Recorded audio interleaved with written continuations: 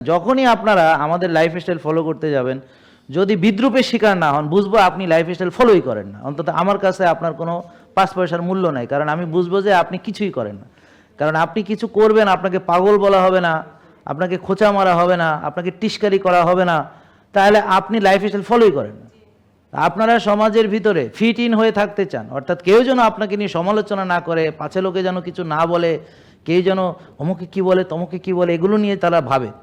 তারা জীবনে কোনো দিন সুস্থও থাকতে পারবে না, বুঝতে পারছেন? তারা সমাজে সবার মতো রুগী হবে, তারা সবার মতো তাদের পরিণতি হবে, মেজরিটি যাবে জাহান্নামে। এই ব্যাপারে হাদিসে স্পষ্ট বলা আছে, শেষ জামানা, এটা তো শেষ জামানা, তাই না?